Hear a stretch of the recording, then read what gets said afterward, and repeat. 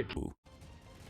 Corona के बढ़ते मामलों को लेकर केंद्रीय स्वास्थ्य मंत्रालय और पंजाब सरकार में जुबानी जंग शुरू हो गई है। केंद्रीय स्वास्थ्य मंत्रालय ने पंजाब सरकार पर कोरोना के मामलों में लापरवाही बरतने का आरोप लगाया है। केंद्रीय स्वास्थ्य मंत्रालय के मुताबिक पंजाब में कोरोना के मामलों में पर्याप्त टेस्ट नहीं हो रहे हैं और ना ही मरीजों को समय पर क्वारंटीन किया जा रहा है। हालांकि पंजाब सरकार ने स्वास्थ्य मंत्रालय के इन आरोपों को खारिज कर दिया है और साथ ही दावा किया कि राज्य में रोज 40,000 से ज्यादा टेस्ट हो रहे हैं।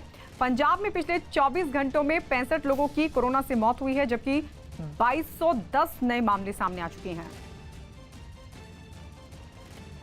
पंजाब में 24,143 एक्टिव केसेस हैं। पंजाब में भी फरवरी के दूसरे सप्ताह में 240 केस औसतन प्रतिदिन आते थे। ये संख्या बढ़कर अब 2,742 केस हो गई है। और जैसा कि हमने आपको पहले बताया था कि पंजाब की पॉजिटिविटी ऑलमोस्ट 9% है।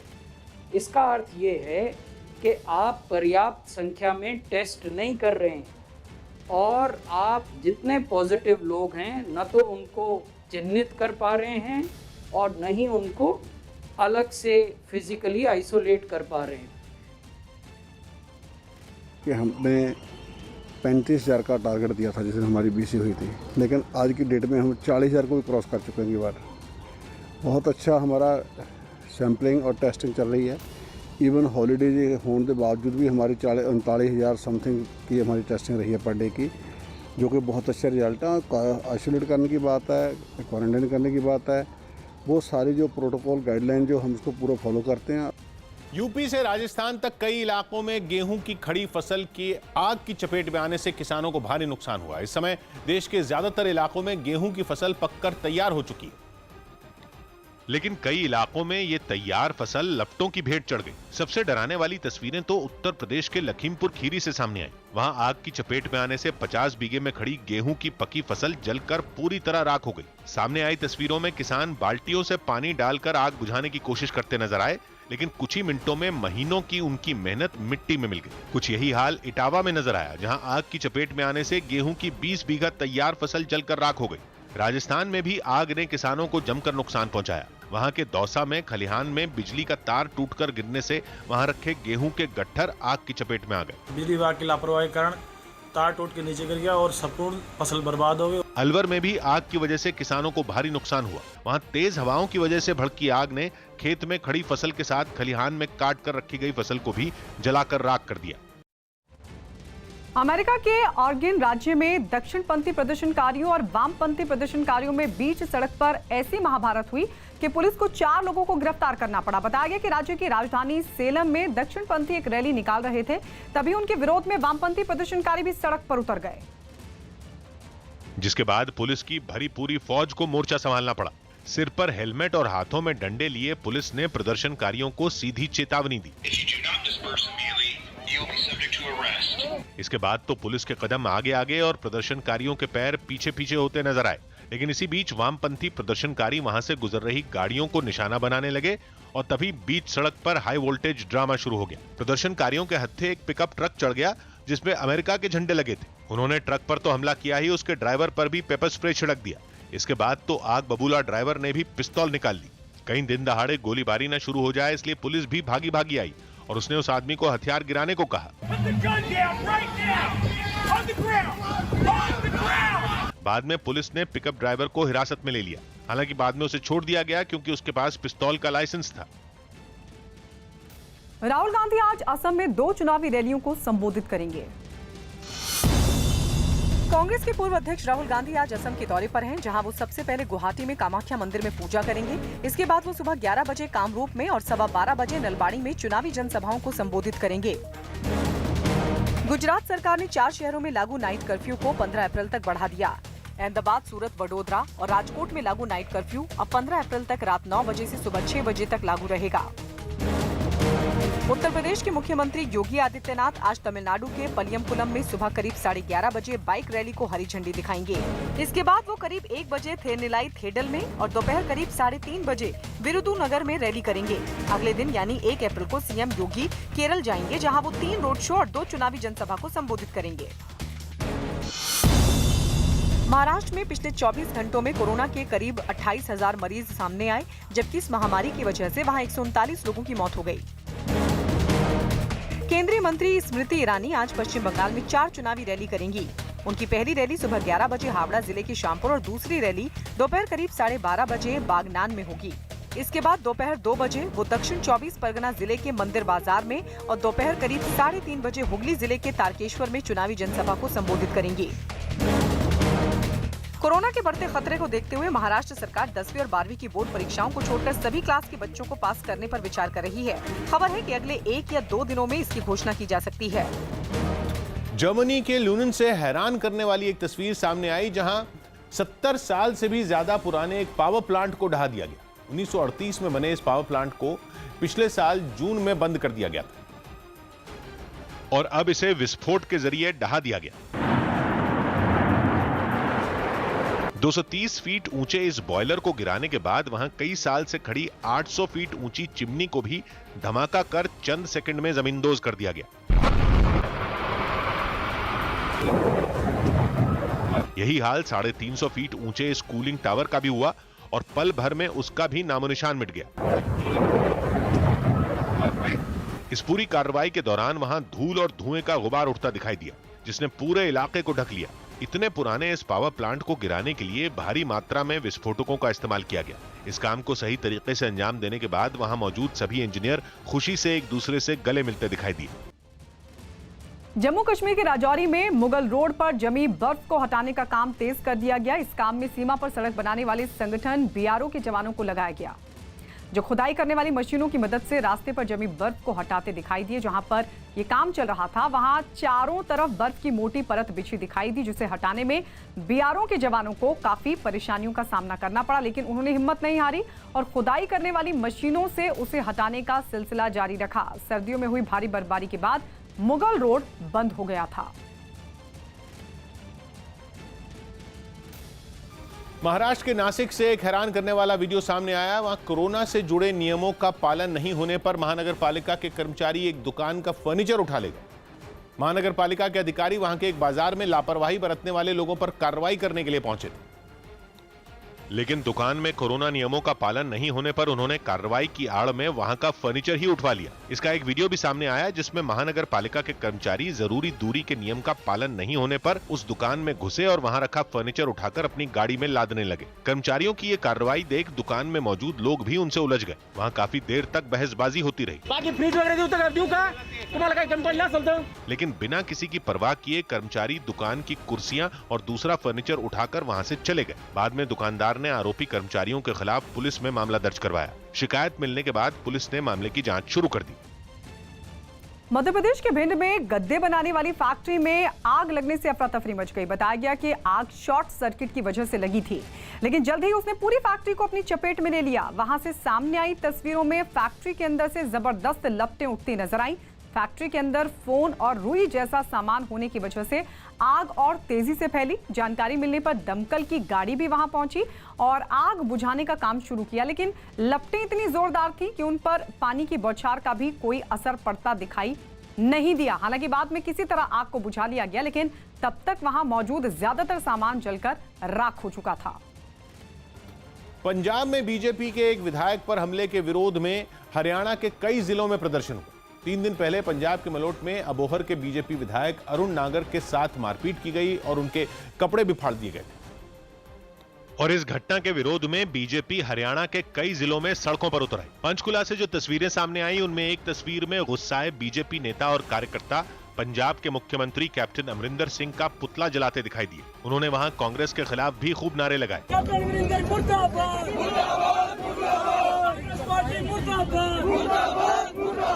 बीजेपी ने इस घटना के लिए कांग्रेस को जिम्मेदार ठहराया और पंजाब सरकार के इस्तीफे की मांग की। जिन लोगों ने ये काम किया है उनके खिलाफ सख्त से सख्त कार्रवाई होनी चाहिए और उनको जेल के अंदर बंद करना चाहिए। इससे पहले प्रदर्शनकारियों ने पंचकुला के कई इलाकों में नारेबाजी करते हुए जुलूस निकाला। बीजेपी के सैकड़ों कार्यकर्ता इस जुलूस में शामिल हुए। ऐसी ही तस्वीरें हरियाणा के कई जिलों से सामने आई।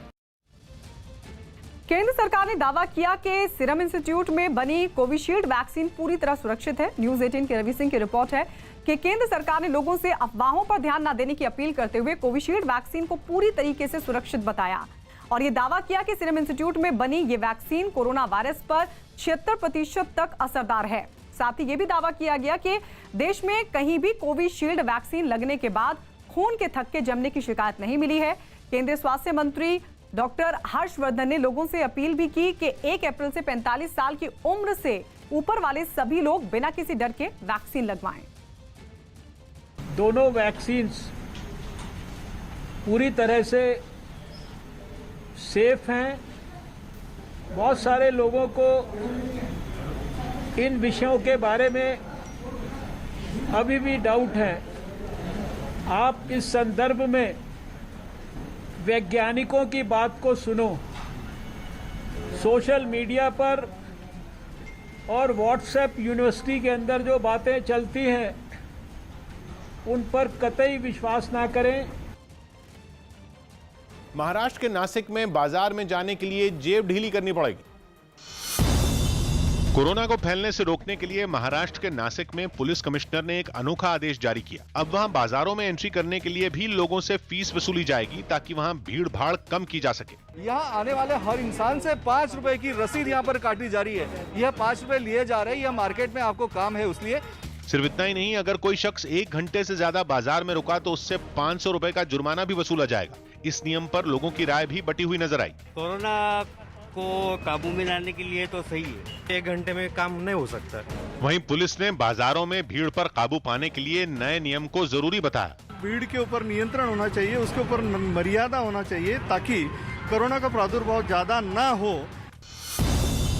सेना ने जम्मू कश्मीर के शोपियां में एक शतरंज प्रतियोगिता का आयोजन किया। इस प्रतियोगिता में शोपियां और पुलवामा जिले के 55 स्कूलों के करीब 600 छात्रों ने हिस्सा लिया।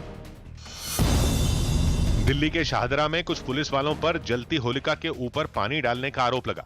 हालांकि शाहदरा जिले के डीसीपी ने पुलिस पर लगे इन आरोपों को गलत बताया और दावा किया कि पुलिस सिर्फ कोरोना नियमों का पालन करवा रही थी। ब्रिटेन की कॉन्डे नस्ट ट्रैवलर मैगजीन ने गुजरात के स्टैच्यू ऑफ यूनिटी को बेस्ट वेडिंग डेस्टिनेशंस की सूची यानी शादी करने की शानदार जगहों में शामिल किया। It is a proud moment for Gujarat. It is a proud moment for statue of unity. Nandigram में चुनाव प्रचार के आखिरी दिन एक महिला के बलात्कार की घटना सामने आई। सोशल मीडिया पर बंगाल बीजेपी ने आरोप लगाया कि पति के बीजेपी कार्यकर्ता होने की वजह से 24 साल की महिला का बलात्कार किया गया। गृह मंत्री अमित शाह ने भी महिला सुरक्षा पर ममता बनर्जी से सवाल पूछ लिया। बलात्कार करने वाले आपके निवास से 5 किलोमीटर दूर आपकी उपस्थिति में जब आप नंदीग्राम में हो तब बलात्कार करते हैं तो बंगाल में महिलाओं की सुरक्षा का क्या होगा? घटना तब हुई जब ममता बनर्जी खुद नंदीग्राम में ही डेरा डाले हुए हैं। इसलिए टीएमसी का पक्ष रखने के लिए नुसरत जहां ने मोर्चा संभाला और ट्वीट कर आरोपों को बेबुनियाद बताया। महाराष्ट्र के नासिक में कोरोना नियमों का पालन कराने के लिए पुलिस ने एक अनोखी पहल शुरू की है। नासिक में मार्केट के भीतर जाने के लिए पुलिस ने 5 रुपए का टोकन लेने का सिस्टम शुरू किया है। इस टोकन को लेने के बाद मार्केट में 1 घंटे की खरीदारी का समय दिया जाता है। पुलिस का दावा है कि इस नियम से मार्केट में सोशल डिस्टेंसिंग समेत कोरोना नियमों का पालन कराना आसान हो रहा है और लोगों को कोरोना जैसी महामारी से बचाने में मदद मिल रही है। नासिक पुलिस कमिश्नर के मुताबिक महज 5 रुपए का टोकन लगाकर अगर बाजार में भीड़ कम की जा सकती है तो ये कारगर कदम होगा। लॉकडाउन जो के बदले में ये 5 रुपए जो है वो कुछ भी कीमत नहीं है। यदि लॉकडाउन हो जाएगा तो करोड़ों करोड़ों का नुकसान होगा और उसके बदले में यदि लोगों ने सहकार्य किया और 5 रुपए जो है वो शुल्क फी भर करके यदि शहर को लॉकडाउन से बचा लिया, मुझको लगेगा कि हम बहुत फायदे में, ये सौदा बहुत फायदे का था। बीजेपी के कब्जे वाले उत्तरी दिल्ली नगर निगम की बैठक में आम आदमी पार्टी की पार्षद गुड्डी देवी केरोसिन से भरी बोतल लेकर पहुंची और खूब हंगामा किया। पार्षद गुड्डी देवी ने आरोप लगाया कि उनके वार्ड में सफाई कर्मियों की तैनाती नहीं की जा रही और अपनी बात मेयर तक पहुंचाने के लिए वो भरे सदन में केरोसिन से भरी बोतल लेकर आत्मदाह की धमकी देने लगी। आम आदमी पार्टी की पार्षद गुड्डी देवी का ये कदम देख सदन में मौजूद बाकी पार्षद हक्के बक्के रह गए। खत्म कर दूंगी। आगे की लाइन में बैठे कुछ पार्षद तो फौरन अपनी जगह पर खड़े हो गए, जबकि एक आदमी गुड्डी देवी के पास पहुंचा और उनसे केरोसिन से भरी बोतल छीनने की कोशिश की, मगर उसे कामयाबी नहीं मिली। गुस्से से तमतमाई आम आदमी पार्टी की पार्षद ने सफाई कर्मियों की तैनाती के मुद्दे पर मेयर को खूब खरी खोटी सुनाई। अगला टारगेट कमिश्नर ऑफिस होगा, मेयर साहब आप होंगे अगर मेरे सफाई कर्मचारी एक दिन मुझे नहीं मिलेगा। हालांकि मेयर जयप्रकाश ने पार्षद के इस तरीके को गलत बताते हुए उन्हें समझाने की कोशिश की, जिसका कोई असर नहीं हुआ। इसी हंगामे के बीच 2 महिला पार्षद भी उनके पास पहुंची और किसी तरह उनको शांत करवाया।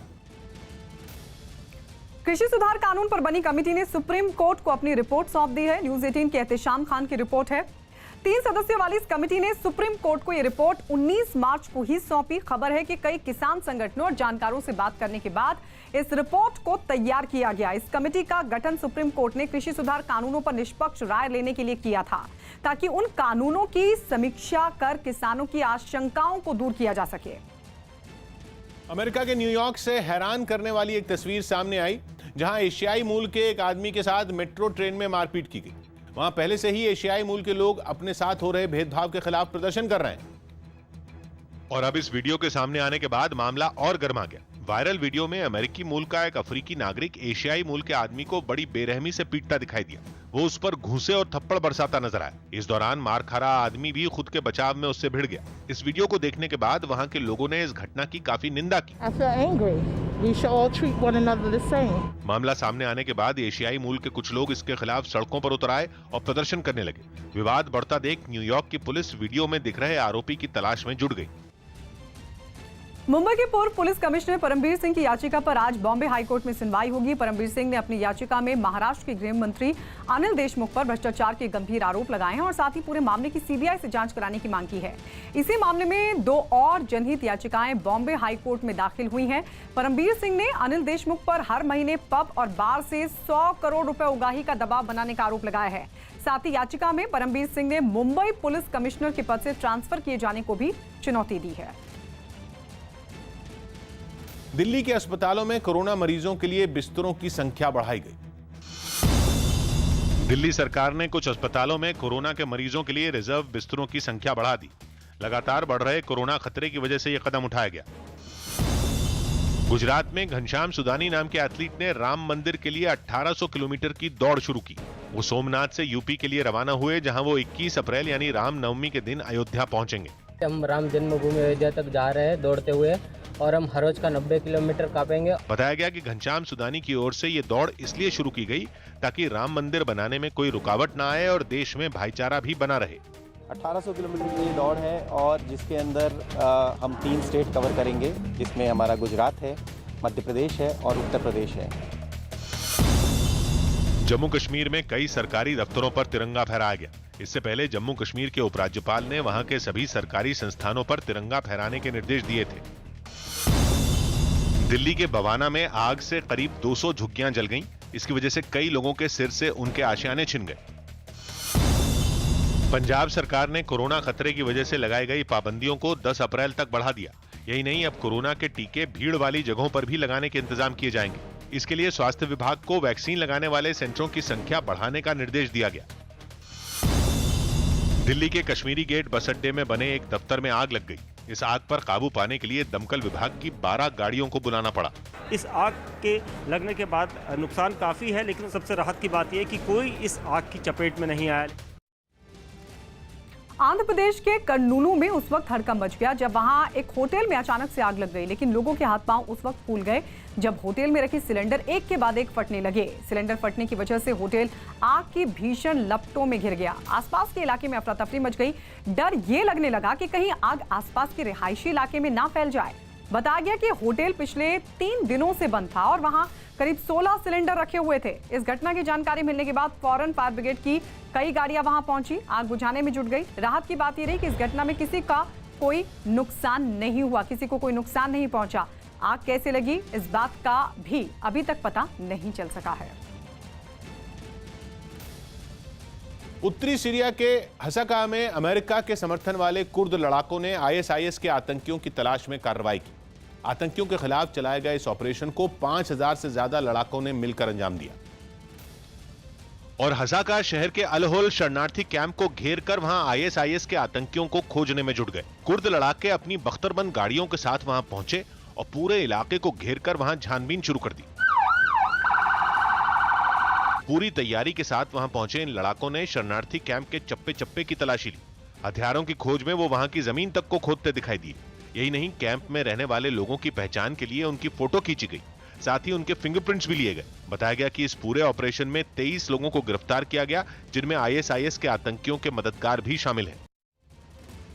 महाराष्ट्र में लगातार बढ़ते कोरोना के बेकाबू होते हालात से निपटने के लिए मुख्यमंत्री उद्धव ठाकरे ने दोबारा लॉकडाउन लगाने के संकेत दिए हैं, जिसके बाद महाविकास अघाड़ी सरकार में शामिल दलों के बीच खुलकर मतभेद निकलकर सामने आए। सबसे ज्यादा एनसीपी ने राज्य में लॉकडाउन लगाने का विरोध किया। इसके बाद अब सरकार में शामिल कांग्रेस ने आम लोगों की परेशानियों का हवाला देते हुए दोबारा लॉकडाउन लगाने पर अपनी आंखें टेढ़ी कर ली।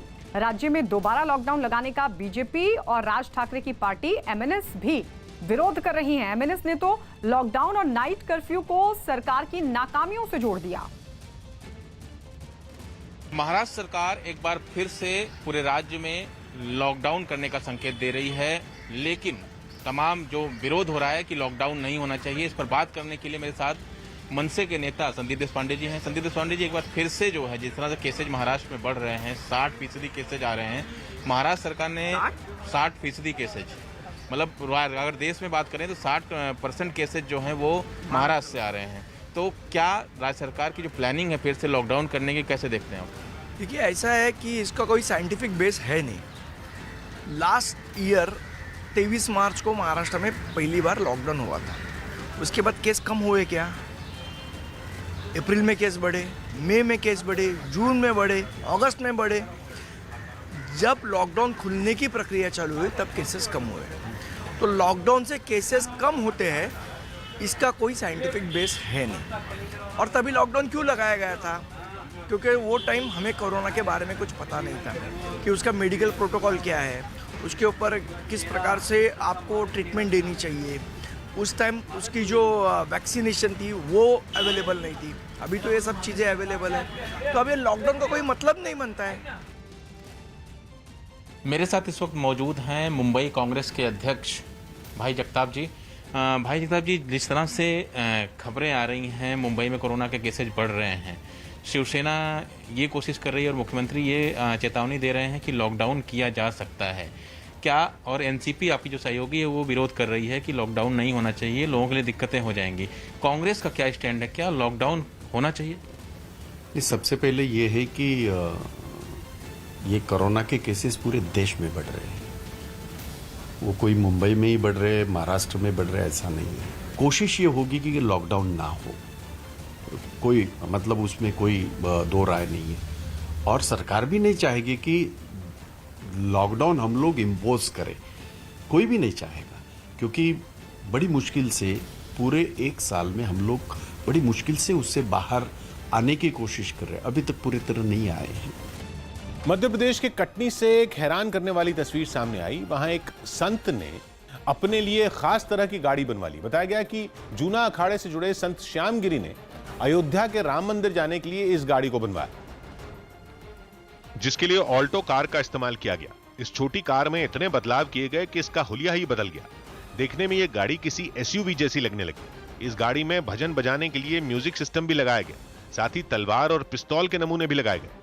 बाबा के मुताबिक इस गाड़ी को बनाने में 2.5 लाख रुपए की लागत आई और अब वो इस गाड़ी से अयोध्या जाने की तैयारी कर रहे हैं। हमने आपने कुछ नहीं बनवाया, राम जी ने ही भेजा है अपने भक्तों के लिए। उन्होंने ये गाड़ी चलाकर भी दिखाई।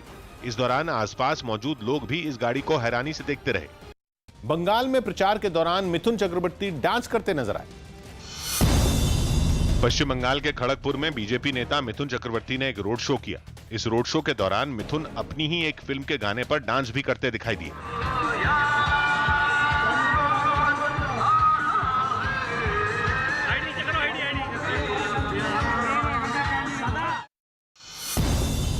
गुजरात में कोरोना की वैक्सीन लगाने का अभियान तेज कर दिया गया, जिसके तहत अब कुछ इलाकों में घर घर जाकर लोगों को कोरोना का टीका लगाया जा रहा है, क्योंकि पहाड़ी इलाका होने की वजह से वहां के लोग कोरोना वैक्सीन के लिए बने केंद्रों तक नहीं पहुंच पा रहे। लोग दूर दूर तक गांव में फैले हुए रहते हैं और ऐसे अमुक जगह है जहां पे गाड़ी वाहन जाने का तकलीफ होता है। बताया गया कि इस तरह के इलाकों में 50% से ज्यादा वरिष्ठ नागरिकों को कोरोना वैक्सीन लगाई जा चुकी है। प्रधानमंत्री मोदी की जिंदगी पर इंडिया इन माय वेन्स नाम की एक फिल्म बन रही है। लखनऊ में पूजा के साथ इस फिल्म की शुरुआत हो गई। इस दौरान यूपी के कानून मंत्री ब्रिजेश पाठक और अभिनेता रजा मुराद समेत कई हस्तियां मौजूद रहीं। जम्मू कश्मीर के सोपोर में आतंकी हमले में घायल बीजेपी पार्षद शमसुद्दीन पीर ने अस्पताल में दम तोड़ दिया। एक दिन पहले आतंकियों ने निगम दफ्तर में चल रही बैठक के दौरान यह हमला कर दिया था। इसमें बीजेपी पार्षद रियाज अहमद पीर और एक पुलिस वाले की गोली मारकर हत्या कर दी गई थी, जबकि शमसुद्दीन घायल हो गए थे। मनसुख हिरेन मौत मामले में एनआईए ने उस कार को अपने कब्जे में ले लिया जिसे महाराष्ट्र एटीएस ने दमन से सीज किया था। कुछ दिन पहले कोर्ट के आदेश के बाद एटीएस ने इस केस को एनआईए के हवाले कर दिया था। नेपाल के काठमांडू में बढ़ते वायु प्रदूषण की वजह से शुक्रवार तक स्कूलों को बंद कर दिया गया। इसके अलावा लोगों से बिना वजह घरों से बाहर नहीं निकलने की अपील की गई। मध्य प्रदेश के शाहजहांपुर से एक हैरान कर देने वाला वीडियो सामने आया। वहां कुछ लोगों ने एक पुरानी परंपरा को मानते हुए धधकते अंगारों पर दौड़ लगाई। बताया गया कि अपनी मन्नत पूरी करने के लिए लोगों ने इस परंपरा को निभाया और नंगे पैर ही जलते हुए अंगारों के ऊपर दौड़ लगाई। हालांकि आग की लपटों के बीच चलना मुश्किल भरा था, लेकिन इसके बावजूद कई लोगों ने ऐसा किया। इस परंपरा को निभाने के लिए वहां लंबी कतार लगी थी, जिसमें कुछ बच्चे भी शामिल थे। और जैसे ही आग पर चलने का सिलसिला शुरू हुआ, वो भी इस आग के ऊपर दौड़ लगाते नजर आए। लोगों का हौसला बना रहे, इसके लिए वहां मौजूद भीड़ ने जयकारे भी लगाए।